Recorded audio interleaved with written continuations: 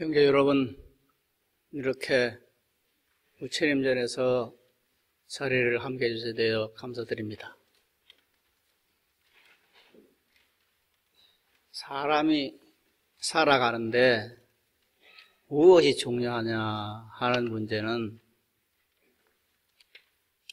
각자가 다른 견해를 가지고 계실 겁니다. 내일이 5월 19일인데 5월 19일은 카렌더를 보면은 성년의 날이다고 되어 있습니다. 이 날을 맞이하면서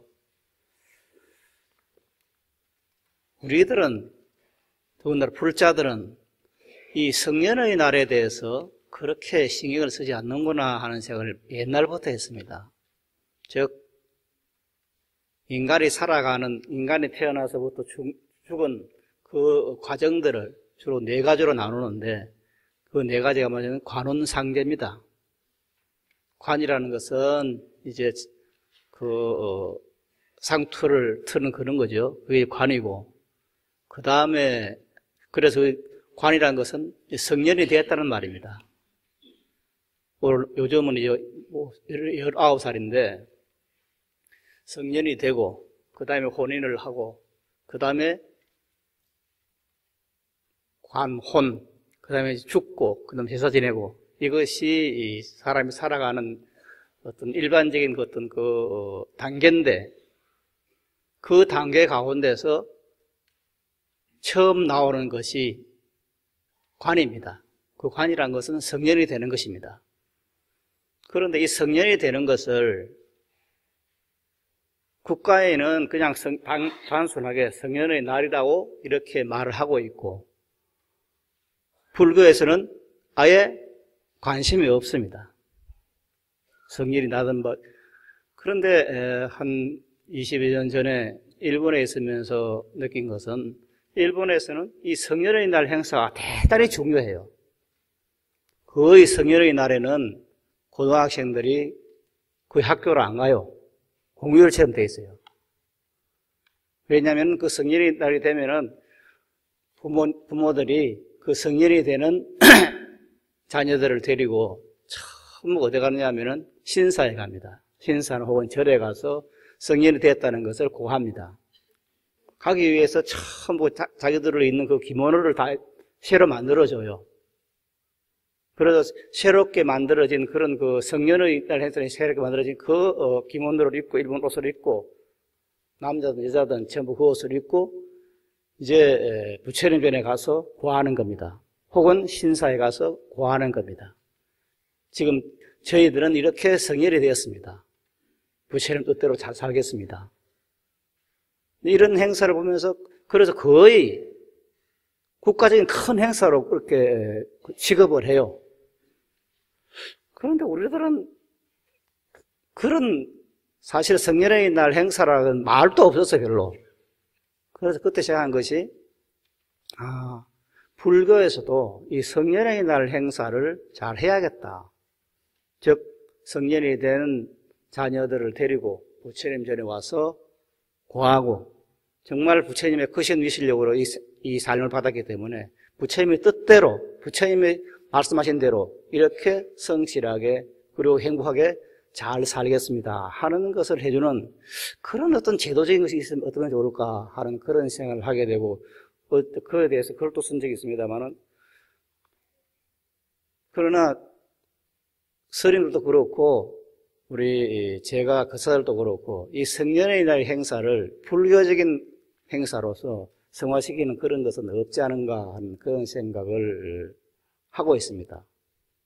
그래서 오늘 이 자리에 모인 우리 형제들 가운데서 자녀들이 만약에 성년의 날이 되는 그런 내일을 맞이해서 아마 한복은 갑자기 못하더라도 정말 학교 갔다 온 자녀들을 데리고 부처님 전에 와서 경건하게 성년이 된 것을 축하해주고 부처님께 소원을 바라는 그런 성년의 날이 불교적인 성년의 날 행사를 했으면 하는 그런 바람이 있습니다.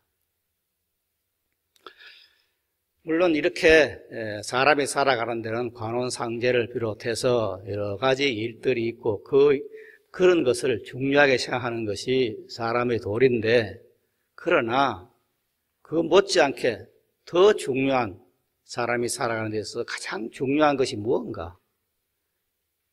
이것을 부처님께서는 무엇을 했냐? 가장 중요한 것은 내 생명이 반야바람이라는 것을 믿는 믿음이다. 즉, 내 생명이 반야바람이라고 하는 그 믿음은 우리 인간의 원래의 모습이, 본래의 상태가 바로 반야바람이라는 사실의 믿음입니다. 내가 범부중생이 아니라 내 생명이 반야바람이라는 것에 대한 믿음입니다. 반야바람일, 부처님의 원만한 깨달음의 지혜와 자위와 덕성, 그 덕성이 부족한 본래의 상태는 부지런히 닦고 노력해서 되는 것이 아니라, 나의 본래 생명 자리는 닦고 노력해서 되는 것이 아니고, 그것은 또한 범부로 있다고 해서 좀 잘못되는 것도 아니고, 원래의 모습은 그대로 내가 닭 같든 닭지 않든, 중생세계에 살든 출가수행에 살든 관계없이 본래 내 생명이 반야바람이라는 것에 변함이 없습니다. 그래서 원래 우리 모두는 완전무결한 반야바람이다. 우리는 반야바람의 그 마음과 그 생으로 사는 것이다. 우리가 원래 반야바람인데 이것을 지금 현재 우리는 그대로 살지 못하기 때문에 어려움이 있다. 이것을 생각하고 반야바람에 대한 믿음을 갖는 것이 인간에 있어서 가장 중요한 단서가 되는 겁니다. 이 말씀은 우리가 인간으로 살아가면서 원하는 것이 뭡니까? 원하는 것은 행복입니다. 행복에 사는 것입니다. 행복하게 살기 위해서는 앞에 말씀드린 관혼상제에 대해서 충실하게 따르는 것도 아주 중요한 것입니다만은, 그 관혼상제를 내 뜻에 맞게끔 전개해 나갈 수 있는 그 힘들은 바로 내 생명이 반야바람이라는 것에 의해서 결정되는 것입니다. 그 믿음을 내가 얼마나 단단하게 쿠스에 가지고 있는 데 자라서 내 생명 자리가 피어나기도 하고 혹은 죽기도 하는 것입니다. 그래서 우리들에게 불행한 일이 닥친다 하는 것은 그만큼 내 생명 자리에 있는 그 반야바람이를 놓쳐버리고 반야바람이 아닌 다른 생각들, 그런 것을 가지고 있기 때문에 내 생활 가운데 어려움이 있고 행복한 삶을 살기 위해서 이 세상에 태어났는데도 불구하고 행복된 삶을 살지 못하는 그런 결과를 가지고 오는 것입니다. 그렇다면은 반야바람이 아닌 다른 생각들, 그 다른 생각들을 한다고 하는 것은, 그래서 내 생명 자리를 좋지 못하게 끌고 나간다고 하는 것은 무엇인가? 여기에 대해서 대품 반야병 신의 품이라는 곳에서는 신의 품 제41인데 여기서는 이렇게 말씀을 하고 있습니다. 두 번째 문단의 세 번째 줄 보면은 이런 말이 있습니다. 같이 읽어보겠습니다. 두 번째 문단의 세 번째 줄입니다. 수보리야, 반야바람이를 파괴하고 반야바람이를 비방하고 헐뜯으면 바로 시방 모든 부처님의 일체지를 파괴함이 된다. 일체지를 파괴하는 까닭에 바로 불보를 파괴함이 되고, 불보를 파괴하는 까닭에 바로 법보를 파괴하는 까닭에 성보를 파괴한다. 삼보를 파괴하는 까닭에 바로 세간의 바른 견해를 파괴하고, 세간의 바른 견해를 파괴하는 까닭에 바로 네 가지 관찰법을 파괴하고, 나아가 일체 종교의 법을 파괴한다. 일체 종교의 법을 파괴하는 까닭에 바로 한량 없고 가없으며 헤아릴 수조차 없는 죄를 짓고, 한량 없고 가없으며 헤아릴 수조차 없는 죄를 짓고 나면 바로 한량 없고 가 없으며 헤아릴 수 없는 근심과 고통을 받게 되는 것이다. 네, 거기까지입니다.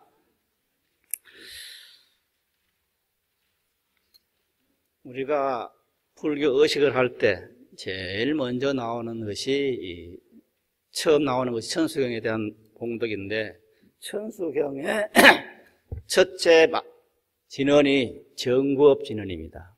수리수리 마수리 수수리 사바, 이것으로 시작해서 불교의 의식은 시작이 되는데, 자, 수리수리 마수리 수수리 사바, 그것은 구업을 막히는 것이다.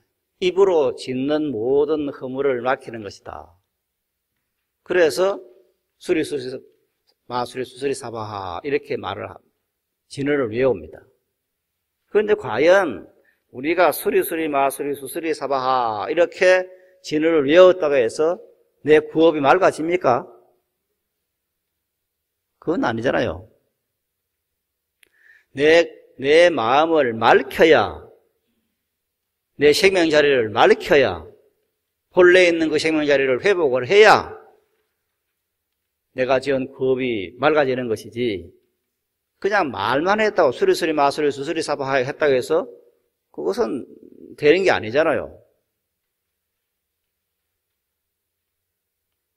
그래서 우리가 진언을 외워가지고 이것을 내가 지금 구업을 막힌다 하는 것은 내 마음을 그렇게 쓰라는 말이지, 그 수리수리 마수리 수수리 사바하는 그게 근본 뜻이 있는 것은 아닙니다. 이렇게 수리수리 마수리 수수리 사바하라는 이 말 가운데 업을 밝히는 그 말이 내 업을 밝히는 것이 아니라 내 마음이 맑아져야 그렇게 구업이 맑아지는 것입니다. 사실 인간과 동물을 구별하는 여러 가지 요건들이 있습니다만은, 인간과 사람을 구별하는 가장 중요한 요건은 말이 아닌가, 이렇게 저는 생각을 합니다. 그래서 한 20, 30년 전인가 인도를 가서 보니까, 인도에서는 천민들은 외양간에서 소와 사람이 같이 살아요. 그래서 보면은 외양간인데 그 외양간에서 소도 있고 뭐 돼지도 있고 말도 있고 다 있는데, 그게 한두 구청에 사람이 살고 있으니까 그런 동물과 사람이 있는 동안에 그 사이에서 말을 하면 저건 사람이구나, 말하지 못하면 저건 동물이구나 하는 생각을 한 적이 있습니다. 이렇게 사람과 동물을 구별짓는 가장 중요한 것은 말이 아닌가 하는 생각을 하게 되는데, 이렇게 중요한 말이 때로는 앞에 말씀드린 것처럼 정구업 진언이라는 말을 해야 하는 그런 것을 해서 구업이 맑아진다고 하듯이, 이렇게 많은 사람들이 업을 짓는데 그 업을 짓는 데서 보통 사람들은 업을 짓게 됐을 때 신업, 즉 몸으로 짓는 어떤 행위, 사람을 때리든 뭐 싸움을 하든 이런 몸으로 짓는 업이 가장 중요하다, 이렇게 생각할 수가 있습니다. 그래서 거기에는 입으로 짓는 업, 구업이라는 것은 그렇게 중요하지 않다 보는 견해도 있습니다. 그러나 실질적으로 우리들이 살아가는 과정을 보면은 신업보다는 훨씬 더 구업이 중요한 것을 알 수가 있습니다.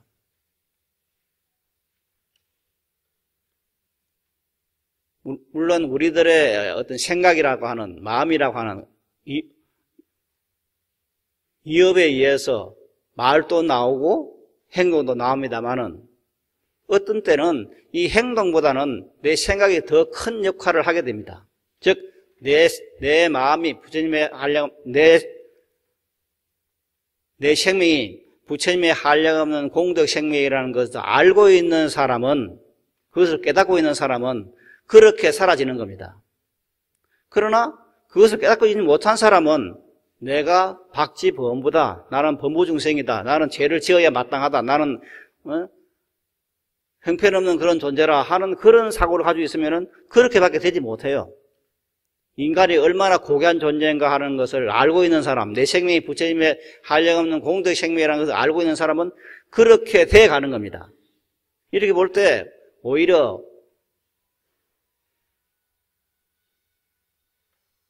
몸으로 짓는 신업보다는 말로 하는 구업이 더 중요하다는 것을 알 수가 있게 됩니다.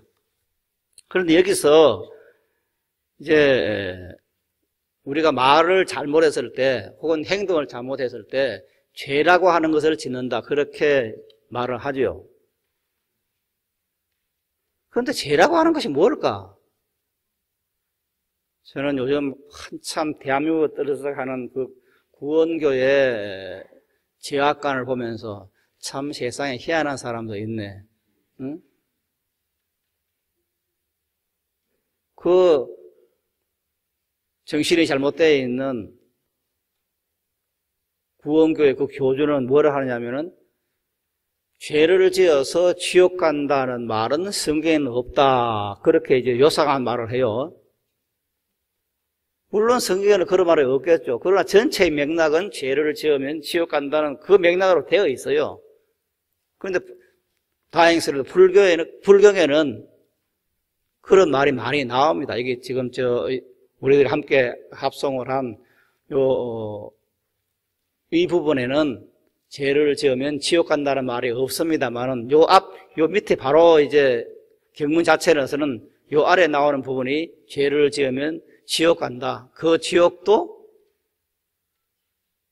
무간지옥에 간다, 그런 말이 나옵니다.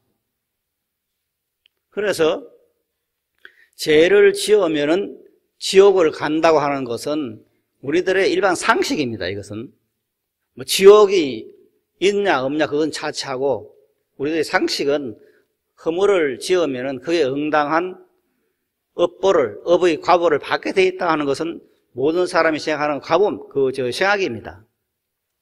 그래서 죄를 짓는다, 짓지 않는다 하는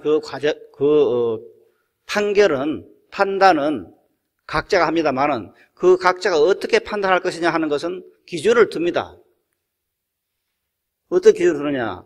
우리들은 이것이 죄악이다, 죄악이 아니다 하는 그 판단을 불자들은 부처님의 말씀에 두는 겁니다. 즉 불경의 근본을 두고 불경에 어긋나면, 부처님의 경전에 어긋나면은 그것은 죄고 허물이고, 만약 부처님의 말씀에 맞아떨어지면은 그것은 선이다, 이렇게 돼가는 거죠. 그래서 모든 선악의 기준은 부처님 말씀입니다. 물론 기독교 믿는 사람들은 그 선악의 기준을 성경에다 두겠죠.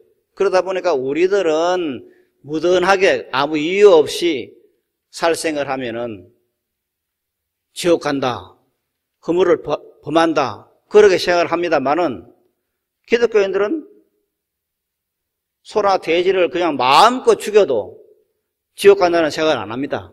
그건 잘못이 없다고 생각합니다. 왜? 그 사람들의 경에는 그렇게 되어 있으니까.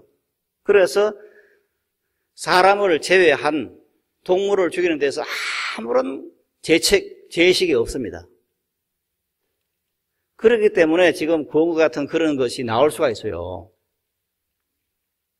이렇게 죄라고 하는 그것도 기준이 우리가 어디에 두느냐에 따라서 달라지는데, 여기서 이제 지금 우리들이 합성한 이 경에 보면은, 이 경에 의할 같으면은, 대분 반야경 신의 품에 의할 같으면은 이런 허물을, 즉 반야바라미를 비난하고 파괴하고 헐뜯고 이렇게 하면은, 여기서는 지금 현재 뭐라 되어 있냐면은 한량없는 고난을 받는다 되어 있죠.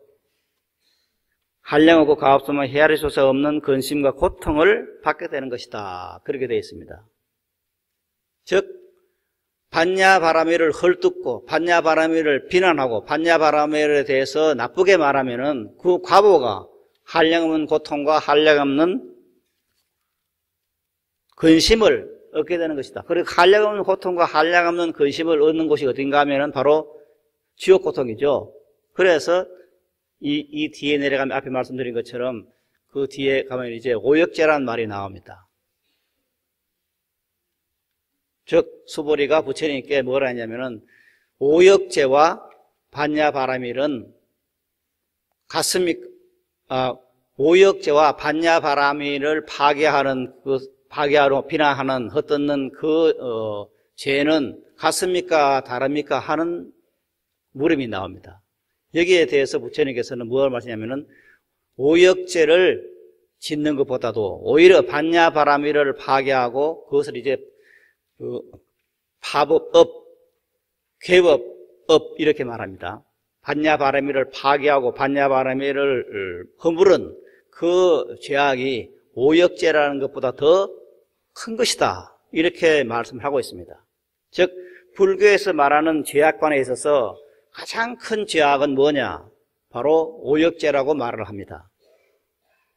여기서 이제 지옥이란 말을 이제 말이 나오게 되는데 이 지옥이 사실은 똑같은 지옥입니다만은 불교에서 하는 지옥과 신을 믿는 그런 종교에서 주장하는 지옥관이 달라요.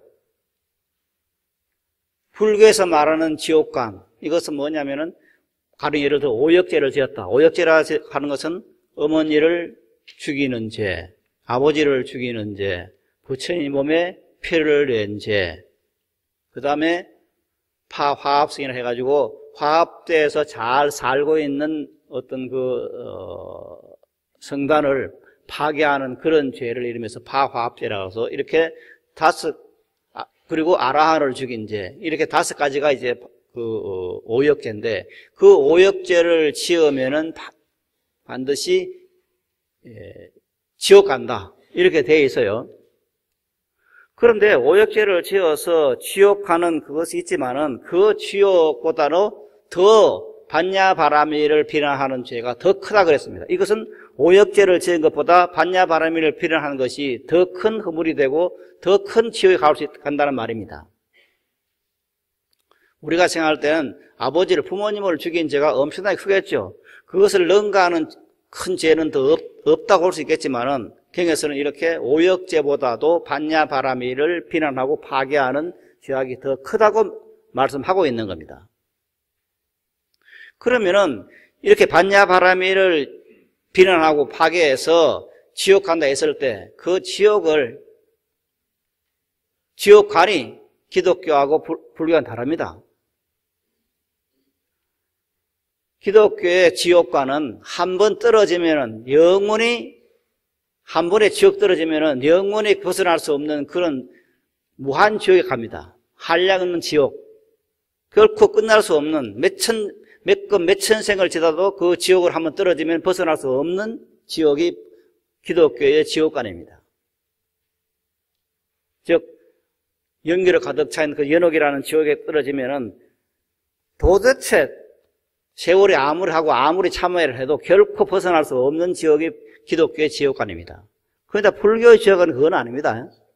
불교의 지옥관은 반야바라밀을 비난하고 파괴해도 어떤 지옥에 떨어지냐면은 무간지옥에 떨어진다 그랬습니다. 그 무간지옥이라는 것이 뭐냐? 끊임없이 간단 없이 고통이 엄습하는 그런 지옥이 무간지옥입니다. 이렇게 간단 없이 고통이 엄습하는 그런 지옥에 떨어졌다 하더라도 얼마가 흘러가면 세월이 가면은 자기가 지은 바 고통을 상실하면은 그 무간지옥에서 벗어나요. 그럼 무한지옥이 아니에요. 그러니까 불교에서 지옥관과 기독교에서 지옥관은 이렇게 판행이 달라요. 지옥에 떨어진 사람도 언젠가는 벗어날 수 있는 길이 불교의 지옥관에서는 있는 겁니다. 그러나 기독교에서는 딱 처음부터 그저 한번 지옥에 떨어지면은 결코 벗어날 수 없는 그런 것이 되고 맙니다. 여기에서 우리들이 어떻게 생각을 해야 되느냐면은, 그래. 불교의 지옥관은 간단 없이 고통이 오는 그런 지옥이지만은 시간이 지나면 그것을 벗어날 수 있다는 희망을 갖게 되는 겁니다. 그래서 내가 허물을 지었다 하더라도, 그래서 그 허물을 지어가지고 죄악을 지어가지고 지옥에 갔다 하더라도 언젠가 시간이 지나서 참회를 하고 하면은 벗어날 수 있는 겁니다. 즉 우리에게 희망을 주고 있는 겁니다. 그러나 기독교에서는 그 희망을 처음부터 꺾어버리는 겁니다. 그럼 지옥에 떨어졌다는 것이 불교에서는 그래 큰 일은 아니죠. 왜? 참여하고 그렇게 살다 보면은 언젠가 벗어날 수 있으니까 다시 새로운 삶을 살 수 있는 여건이 되어 있으니까 얼마나 다행한 것입니까? 이렇게 불교 지옥관은 이제 기독교의 지옥과 달려가지고 아주 자비로운 그런 지옥관입니다. 사실은 자비롭다고 말할 수밖에 없어요. 고통과 근심이 있는 그런 곳이지만은 내가 잘못을 참여하고 다시 새로운 삶을 살겠다고 다짐하고 있으면은 언젠가 그 길이 열려온다는데 불교에 자비심이 있는 겁니다. 그런데 여기에서 이제 하나 우리들이 알아야 돼. 지금 우리들이 함께 독서한 곳에서 알아야 할 것은 반야바라밀이 아닌 다른 생각, 즉 우리가 많은 어려움을 겪게 되는 삶을 사는 것은 내 생명이 반야바람이라고 하는 것을 잊어버리고 다른 생각을 하는데 그 다른 생각 가운데서 뭐냐? 첫째가 나오는 것이 반야바라밀을 파괴하고 반야바라밀을 비방하고 헐뜯는다는 것입니다. 이렇게 반야바라밀을 비방하고 파괴하고 헐뜯으면 어떻게 되느냐? 세간의 바른 견해, 정견, 올바르 보는 것, 즉 인간이 무엇인가, 이 세상이 어떻게 생겼는 것인가 하는 것을 바로 보는 그 견해를 파괴해버리는 겁니다. 이것을 파법업이라고 합니다. 파법업. 법을 파괴한 업. 그 법을 파괴한 업을 지은 사람은 파법인이라고 해서, 괴법인이라고 해서 진리를 파괴한 그 사람들이 이제 이러한 고통을 받게 된다는 것인데, 그렇게 뜨면은 바른 견해를 파괴해버리고, 바른 견해를 파괴하기 때문에 뭐가 있냐면은 사념처, 즉 네 가지 관찰법을 파괴하고 그 다음에 일체 종지를 파괴한다, 이렇게 되어 있습니다. 여기서 세간의 네 가지 바른 견해는 초기 불교부터 있었던 그런 수행법인데 뭐냐면은 제일 먼저 나오는 것이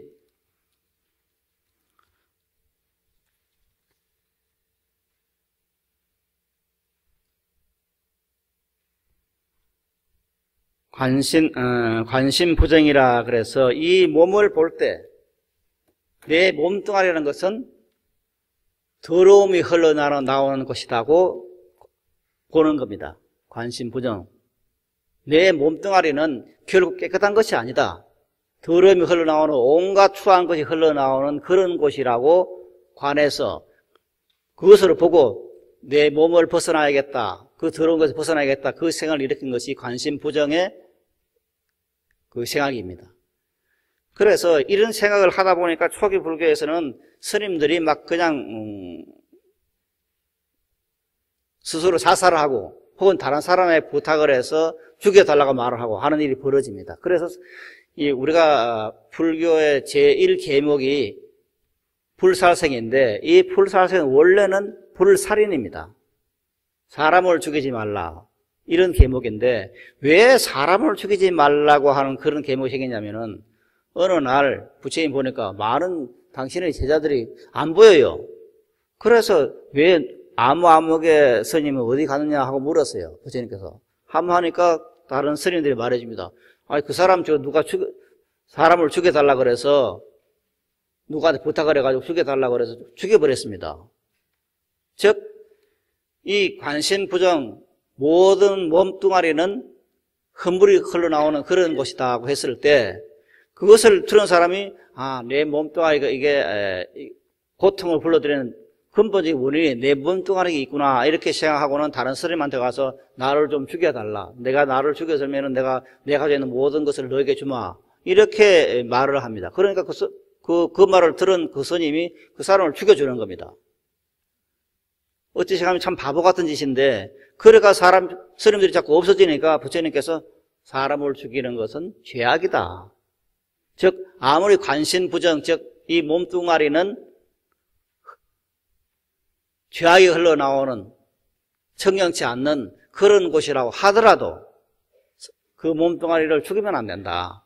이건 자살까지 포함합니다. 자살하는 것도 사람을 죽이는 거죠. 자기 스스로가 죽이는 것도, 자기 자신을 죽이는 것도, 자살은 또 허물이 되는 거죠. 죄가 되는 거죠. 그래서 하지 마라 이렇게 말이 나오고 그것이 이제 확대되면서 모든 생명에 이제 확대해가지고 불사를 새기는 것이 나옵니다만은 이렇게 관심 부정, 이 몸뚱아리는 부정한 것이다. 그래서 백골가이라 그래서 내 몸뚱아리가 생명이 끊어지고 난 뒤에 이 몸이 그냥 살 것이 다 없어지고 난 뒤에 백골이 남아있는 그것을 관해서 수행해 나가는 그런 것이 있는데 이렇게 진리를 깨닫기 위해서는 일단은 내 몸뚱아리가 더러운 것이다. 이렇게 있는 것이 바른 견해고 그렇게 했을 때 비로소 부처를 이룰 수 있다. 그렇게 되는 겁니다. 그 다음에 두 번째가 뭐냐면은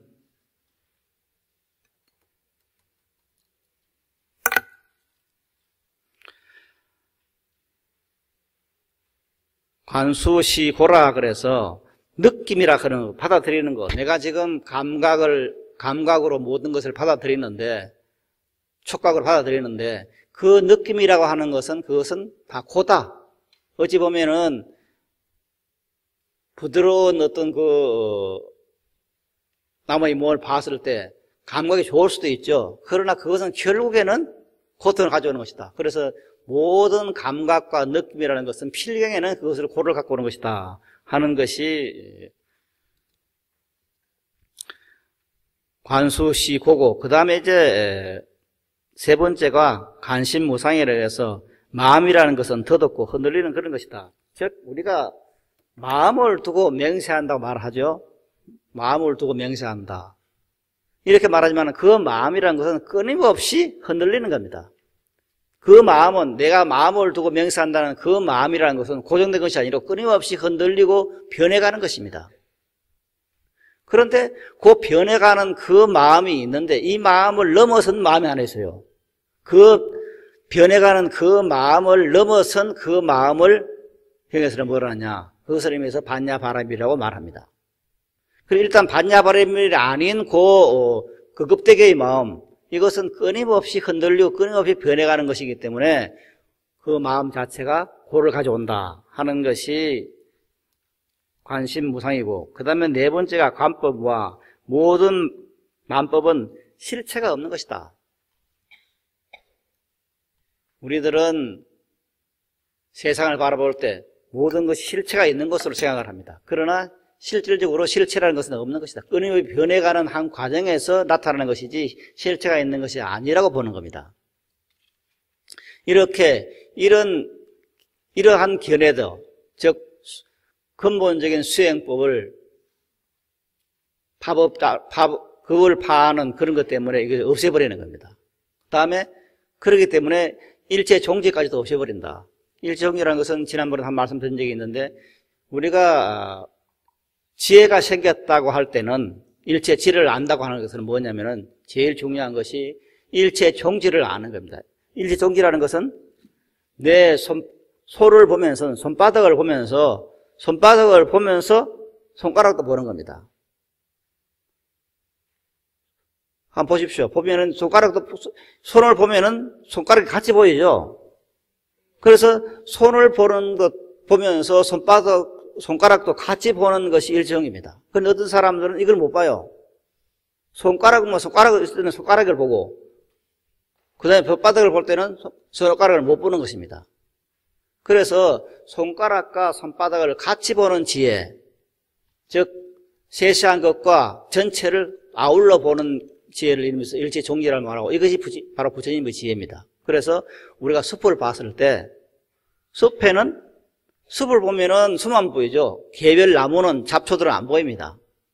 그러나 자세히 보면은 숲을 봤을 때 저게는 많은 나무들이 지금 현재 자라고 있고 그 나무 한 그루 한 그루가 어떻게 생겼다는 것을 보면서 숲 전체를 봤을 때 그 실상을 바로 보는 거죠. 그래서 우리의 삶이라는 것도 이걸 다 봐야 돼요. 내가 하루하루 살아가는 것들을 보면서 또한 전체를 보는 겁니다. 우리가 오늘 아침에도 주지 선생님하고 회조 선생님하고 같이 이야기하면서 회갑 이야기를 했는데, 우리가 회갑을 이 중국 문화에서 회갑이라는 문화가 생기게 된 것은 뭡니까? 60년을 살고 나면은 한 생에서 모든 경험을 다 했다는 말을 의미합니다. 그래서 61살이 되면은 지금까지 경험한 것을 다시 경험한다 그래서 이제 회갑이라는 것이 있는 겁니다. 즉, 내가 태어나서 60년을 살면은 그 60년에 태어나던 모든 경험들은 사람이 살아갈 수 있는 모든 경험을 다 했어요, 사실은. 그래서 61살부터는 더 경험할 것이 없어요. 그런데 이렇게 61살부터는 더 경험할 것이 없는데도 불구하고 마치 새로운 경험처럼 그렇게 마음이 일어나는 겁니다. 그러나 실질적으로는 61살부터는 한 살 때 그 삶이 그대로 오는 겁니다. 이것을 모르고 있으면 어떤 일이 벌어지냐면은, 새로운 삶이 하구나. 전혀 다른 어떤 삶을 사는구나 하고 느낄 수가 있죠. 그러나 그것은 어리석은 생각이죠. 사실은 이미 60년 동안 경험한 일들입니다. 그래서 이렇게 60년 동안에 내가 생각했던 모든 것이 61살부터는 다시 리바이벌 돼가지고 전개된다 하는 그 사실을 알 때, 내가 지금 현재 한 살 때는 지금 모르니까 10살 때 어떻게 살았겠다 하는 것을 생각해 보면은 71살 때 어떻게 살아야겠다 그게 나오죠. 그게 이제 내 삶 전체를 아는 겁니다. 그저 1년만 보고 그냥 이게 전체다 하면 안 되죠. 60년을 살아봐야 전체를 다 사는 겁니다. 그렇게 했을 때 우리는 어떤 집착에서 나는 그런 허물을 없앨 수가 있고, 그런 허물을 없앰에 의해서 내 삶을 좀 더 진지하고 밝은 그 삶으로 해 나갈 수가 있는 겁니다. 이렇게 이제 말씀을 드리고 한 뒤에 다음 나오는 것이 뭐냐? 부처님께서는 다시 말씀을 합니다. 즉, 이렇게 파법을, 즉 진리를 파괴하는 업, 반야바라미를 파괴하는 그 업을 지은 사람들은 어떤 종입니까? 이렇게 물음이 나오고, 그 물음에 대해서 세 번째 문단에 보면은 이런 말이 나옵니다. 같이 좀 읽어봅시다. 세존이시여, 이렇게 어리석은 사람이 이 깊은 반야바라미를 비방하고 헐뜯으며 파괴하면은 몇 가지 인연이 있습니까? 네 가지 인연이 있다. 무엇을 네 가지로 하는가? 이 어리석은 사람은 악마의 시킴을 받아서 깊은 반야바라미를 비방하고 헐뜯으며 파괴하고자 하니 이것을 첫째의 인연이라 말한다. 어리석은 사람은 기법을 믿지 않는다. 믿지 않고 알지 못하면 마음의 청정을 얻을 수 없으니 이러한 두 번째 인연에 의해서 이 어리석은 사람은 깊은 반야바라미를 비방하고 헐뜯으며 파괴하고자 한다. 이 어리석은 사람은 악지식과 어울려 마음을 침몰하고 게으르며 다섯 가지 모임에 몹시 집착하니 이러한 세 번째 인연에 의해서 이 어리석은 사람은 깊은 반야바라미를 비방하고 헐뜯으며 파괴하고자 한다. 이 어리석은 사람은 자주 화를 내고 스스로 높은 체하며 다른 사람을 깔보니 이러한 네 번째 인연에 의해서 이 어리석은 사람은 깊은 반야바라미를 비방하고 헐뜯으며 파괴하고자 한다. 이렇게 되어 있습니다. 자, 반야바라미를 파괴하는 사람은 무엇 때문에 이런 파괴하는 것을 파괴하는 그런 업을 짓게 되는가 했을 때 경에서는 말을 합니다. 마군여인, 악마의 시킴을 받아서 그렇게 반야바라미를 파괴한다 그랬습니다. 여기 악마에는 어떤 종류가 있냐면은 네 종류의 노세에 보면은 네 종류의 악마가 있다 그랬습니다. 첫째는 번뇌마입니다. 즉 모든 것은 우리가 지금 이제 진리 자체를 못 보는 것은 혼란된 마음이죠. 이것인가 저것인가 혼란된 번뇌의 마음입니다. 그 번뇌의 마음이 내가 진리인가 아닌가, 무엇이 진리인가, 무엇이 허물인가, 허물이 아닌가 하는 것이 혼란대가 와가지고 이것이 반야바라미를 비난하기 때문에 그것을 악마라고 말합니다. 그 다음에 두 번째 악마는 뭐냐면은 처음에는 지금 말하는 것이 번뇌마고 제일 처음 나오는 것은 이제 오중마라 그래서 내 몸뚱아리가 사실은 이것이 나다고 하는 그 번뇌의 마음입니다. 이것을 오중마라 하는데 이런 마음 때문에 반야바라미를 필연하게 되는데 이런 마음 때문에 반야바라미를 필연하게 되면 어떻게 되느냐면은 내 몸뚱아리가 전체지, 나의 전부지, 육체가 내 생명이지, 이것을 무슨 뭐 육체를 떠난 다른 것은 있을 수 없다 하는 거기에서 반야바라미를 필연하게 되는데, 이것은 뭐냐? 불법을 믿지 않는 겁니다. 불법을 믿지 않는다는 말은 다른 말은 아닙니다. 내 생명이 반야바라미인 것을 믿지 않는 겁니다. 그러니까 내 생명을 지탱하고 있는 그 뿌리가 반야바라미라는 것을 믿지 않고 그저 내 육신이 근본인 것처럼 이렇게 하기 때문에 반야바라미를 필연하게 된다. 이것이 이제 첫 번째 오중마라는 것이고, 네 번째 이제 사마라 그래서 이건 죽는 것이 악마입니다. 왜 죽는 것이 악마냐면은 사람이 태어나서 할 일이 참 많죠. 도도 이뤄야 되고 성불도 해야 되고 남도 구제해야 되고 할 일이 많은데 그것을 다 알기 전에 죽어버리죠. 죽어버리기 때문에 이것을 이제 마곤이라 하는데, 만약에 우리가 사람이 그냥 몇천 년을 살 수 있는 것 같으면 배울 일도 더 많겠죠. 그래서 언젠가는 내 생명이 마반야바라미라 하는 그 사실을 알게 될 것입니다. 그러게 되면은 그것이 악마가 아닌데 이렇게 죽어버리니까 이것을 이제 다른 말로 하면 악마라고 이렇게 말하고, 그 다음에 네 번째가 자제천마라고 하는 그런 악마가 있습니다. 이것은 부처님이 성불하시고 했을 때 그 모든 수단을 동원해서 부처님 성불을 방해한 마왕 파순이 바로 이 자제천마입니다. 그래서 그 뭐냐면은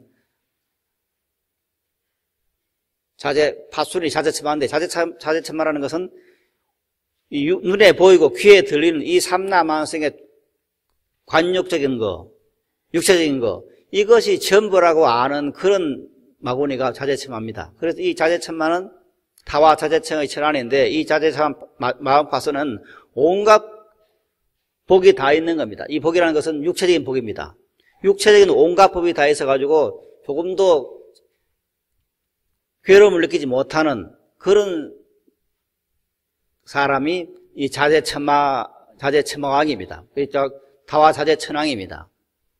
그래도 우리가 보통 부처님의 성도를 방해한 마왕 파손 그러면은, 그 사람은 악마다. 이렇게 말하고 아주 그냥 흠사하고 계시는 그런 걸 연상합니다만, 사실은 타와 자제처이라는, 즉, 욕계 가운데 가장 높이 있는 그 천왕이 누구냐면은 바로 자제천마인데, 그래서 모든 복락이 갖춰져 있는 그 천왕이 자제천마입니다. 타와 자제천왕입니다. 그리고 그것을 다른 말로 하면 마주창인데, 우리가 생각하는 지금 말씀드린 것처럼 마왕 그러면은 고약스럽고 컴상궂고 모든 것이 그냥 복이 없는 것으로 생각할 수 있겠지만은, 그러나 실질적으로는 마왕 파수는 온갖 복덕이 가득 차 있는 그런 사람입니다. 그런데 온갖 복덕이 가득 차 있는 사람이기 때문에 그 현상계만 보고 더 깊은 세계를 못 봅니다. 그래서 그 육신이 무너졌을 때 마치 자기가 없어진 것처럼 생각하고 그냥 절망하게 되는 거죠. 그래서 마왕 파수는 자제천마왕이다. 그래서 온갖 복덕이 있지만 그것은 유료의 복이다. 언젠가 끝나는 그런 복을 지은 사람이기 때문에 그 복은 영원한 행복을 가져오지 못한다. 이렇게 이해를 하셔야 됩니다. 그 다음에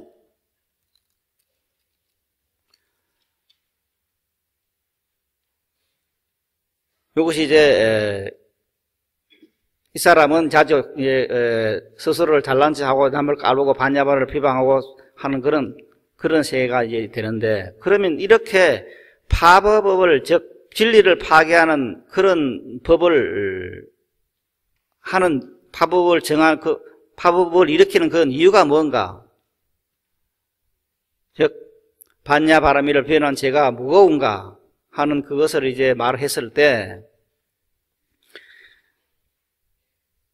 우리가 세상을 살아가면서 자, 이것이 진리인가 아닌가 하는 그 모든 문제를 당해서 진리는 내 생명이 받냐 바라밀인데 이것을 믿지 못하면은 다른 것이 무엇이 있다 생각하는 겁니다.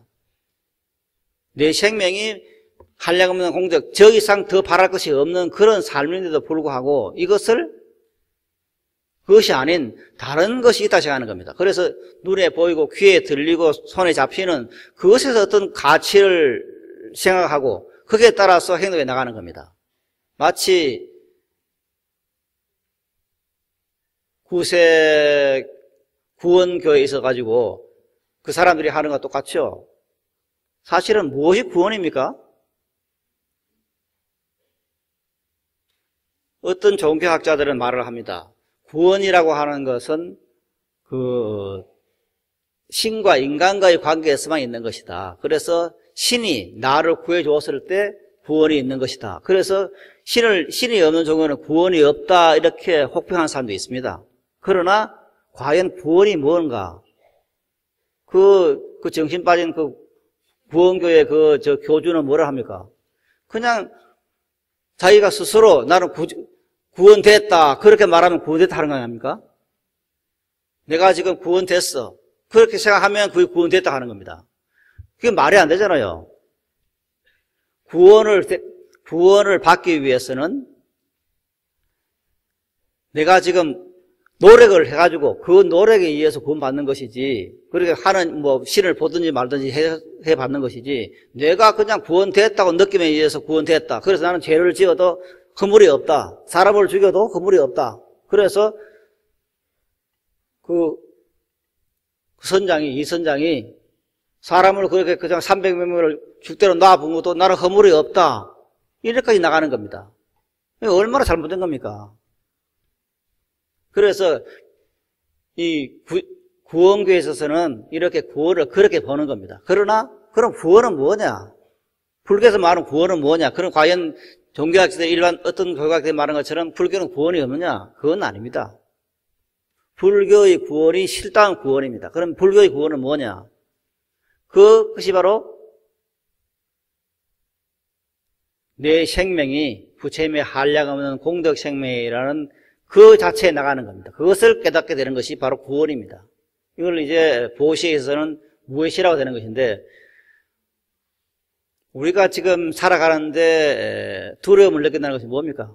근본은 물론 생사를 해사가 가장 두렵다 말하는데, 생사가 있기 이전에 얼마나 많은 두려움이 생깁니까? 혹은 다칠까, 혹은 사업이 잘못될까 하는 것도 큰 두려움이 나오는 것이죠. 그러나 근본적으로는 그걸 몽땅 들어서 하면은 그 두려움이라는 것은 생사입니다. 그런데 불교의 구원은 이 생사를 우려가시게 하는 겁니다. 즉 감노법입니다. 감노법이라는 것은 내가 본래 생사가 없다는 것을 깨달아 아는 겁니다. 내가 지금 분명히 이렇게 있는데 어떻게 생사가 없다 하느냐? 이게 감노법인데, 감노법 속에 보면은 나라는 존재는 생사가 본래 없구나. 생사가 본래 없다고 하는 것은 뭐냐? 내 생명이 반야 바람이구나. 나는 불생불멸이다. 나는 태어난 적도 없고 따라서 죽는 것도 아닌 것이다. 그리고 내 부정불감, 내 생명자는 늘어나고 주는 것이 아니라 한량없는 공덕이 그대로 있는 것이다. 그리고 불구부정, 내 생명자리는 한없이 청정한 그 자리다 하는 것을 깨닫는 것이 바로 이게 감노법인데, 거기서 보면 나는 지금 이제 죽음이 없죠. 죽는 자리가 아니에요. 내 생명자리는. 내 생명자리는 영원한 자리입니다. 이것은 죽지 않는 자리예요. 그 죽지 않는 자리를 보는 것이, 그 자세를 깨닫는 것이 바로 구원입니다. 그래서 일체 두려움이 없어지는 거죠. 그래서 근본은 우리의 생명 자리가 이렇게 생사를 벗어나 있다는 것에 착안을 해야 됩니다. 그런데 어떻게 착안할 것이냐? 그 방법은 마음을 모아서 마반야 바라미를 염성하고 끊임없이 함에 의해서 그 자리에 가야 됩니다. 이건 그냥 믿는다고 되는 게 아니에요. 믿어서 되는 것이 아니라 그 자리에 가기 위해서 일정 기간 동안 마음을 쉬어야 됩니다. 성철 큰 스님께서는 그 마음을 쉰 것을, 화두를 가지고 마음을 쉬는 것을 일주일만 하면은 누구라도 이제 견성을 한다, 그렇게 말씀하고 있습니다만은, 제가 생각할 때는 참 일주일은 힘들겠다는 생각을 많이 합니다. 적어도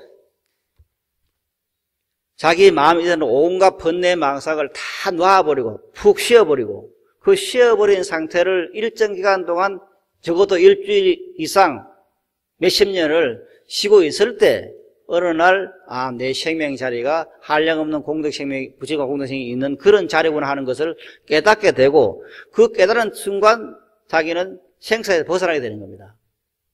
그럼 그 자리에 가기 위해서는 노력을 해야 돼요. 어떤 노력을 해야 되느냐?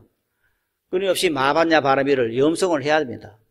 아침에 일어나서 30분, 30분, 40분, 40분 이렇게 염송을 했을 때 비로소 그 자리에 도달할 수 있게 되는 겁니다.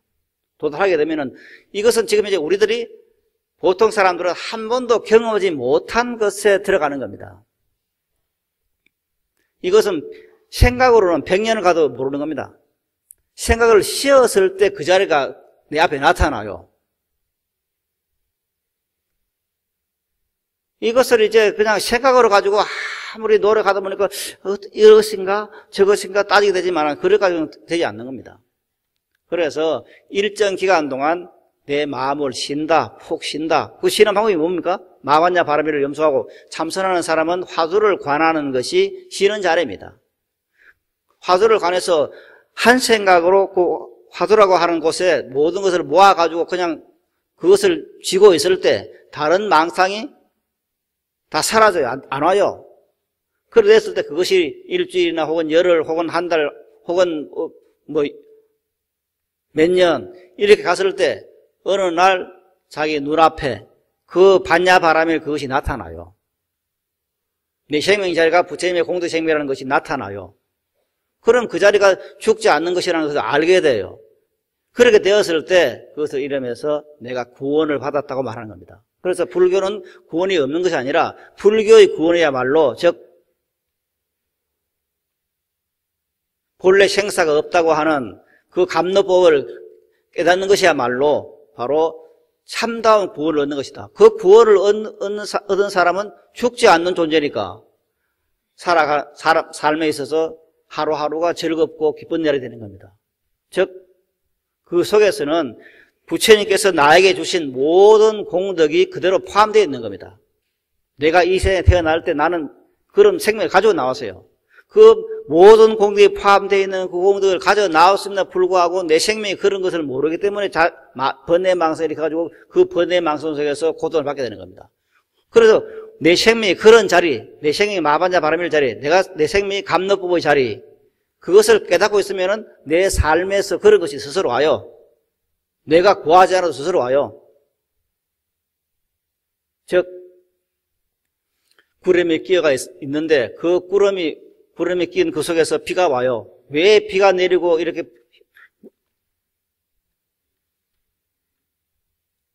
삶이 구름 낀 것처럼 이렇게 어둡고 캄캄한 것이냐 하고 그 이유를 따지기 위해서 하늘로 올라갔어. 올라가니까 구름이 있고 그 구름을 벗어나니까 본래 태양이 있는 겁니다. 태양이 그대로 있어요. 구름을 벗기고 태양을 만드는 것이 아니에요. 구름을 뚫고 올라가면 그 자리에 태양은 빛나고 있어. 그 태양은 결코 지지 않는 겁니다. 영원히 빛나고 있는 태양이에요. 그게 내 생명의 자리입니다. 그런데 우리들은 지금 그것을 올라가지 않고, 즉 올라가도 구름을 벗겨내고 난 뒤에 태양이 본래 빛나고 있다는 것을 모르고 태양을 만들어야겠다 생각하는 겁니다. 그건 아닙니다. 구름을 뚫고 올라가면 태양은 그대로 있는 겁니다. 즉 내 속에 있는 번뇌 망상을 다 쉬고 나면은 저절로 나타나는 것은 부처님의 공덕 생명이에요. 그래서 그 자리를 보기 위해서 우리는 노력을 해야 되고, 이것을 보지 못한 사람은 적어도 이것은 믿어야 됩니다. 100% 믿으면은 그것을 본 사람과 똑같이 되는 겁니다. 그런데 보지 못한 사람은 100% 믿으려고 해도 잘 안 되죠. 그래서 스님들 가운데서는 이제 화두를 관하는 사람들은 이걸 믿지는 못해요. 너의 생명이 마바냐 바라밀의 생명이라는 것을 믿으라 해도 이건 안 믿어져요. 왜? 배운 것이 있어. 이것을 지금 내 생명 자리를 봐야 된다. 보지 않고 믿을 수는 없는 것이다. 하는 그런 것에 선입견에 빠져 있어요. 그러나 신도들은 그것이 아닙니다. 신도들은 경에 있는 것을 스님보다는 훨씬 잘 믿어요. 아, 내 생명이 부처님의 한량없는 공덕의 생명이다 하는 것을 여러분들은 믿을 수 있어요. 그러나 스님들은 잘 안 믿어, 그것을. 왜? 자기 고집이 있어. 자기 고집이 있어가지고, 아이고, 아무리 불광에 있는 초대 법주스님께서 그렇게 말씀하셨다 해도, 그거는 그 스님 말씀이 그건 엉터리야. 안 믿어. 그러나 우리들은 믿잖아요. 이게 이제, 신도들이 오히려 스님보다 더 공부를 잘할 수 있는 방법이에요. 그래서, 우리들이 이렇게 내 생명이 본래 밝은 그 자리에 들어가면은, 그걸 그대로 번뇌 망상을 없애고 밝은 햇살을 받아들인 게 아니라 번뇌 망상을 없애면은 그 자리가 바로 나의 본래 생명 자리예요. 그 자리는 지금도 활활 빛나고 있어요. 찬란하게 빛나고 있어요. 그래서 그 자리에 내가 들어갔을 때 내 삶은 좋아지어다 이렇게 발언하지 않더라도 좋아지게 돼 있어요. 그 자리에 가면은 심심해서 무슨 할 일이 없는가 하고 있으면 친구가 전화 와서 어디 저 좋은 데 가자 그런 말을 하게 돼요. 그런 자리가 와요. 네? 심심하다 하면 누가 전화해서 어디 가자 그러고 뭘 하고 싶으면은 다른 사람이 와서 내가 운전해 줄 때 어디 가자 그러고 그런 좋은 소식이 와요. 그렇게 되면 사는 것이 재밌잖아요. 그게 전부예요. 하늘에 별 따르기 있는 게 아니에요. 이렇게 내 생명이 부처님의 한량없는 공덕 생명이라는 것을 깨닫든지 아니면 보든지 아니면은 믿든지 이 속에서 우리 삶이 좀 더 좋아지고 행복해지는 것입니다. 아무쪼록 그런 삶을 살기 위해서 그 자리를 내 것을 하기 위해서 우리가 노력하는 수밖에 없습니다. 이건 생각으로 짜려서 되는 게 아닙니다. 항상 시간을 정해서 마바냐 바라밀을 염소하고 그런 속에 어느 날 참 번개치듯이 뭐가 번쩍 와요. 그런 것이 있다는 것을 아시고 열심히 해서 하루하루가 복되고 즐거운 그런 삶이 되기를 바라면서 오늘 여기서 드리도록 하겠습니다. 여러분 대단히 고맙습니다.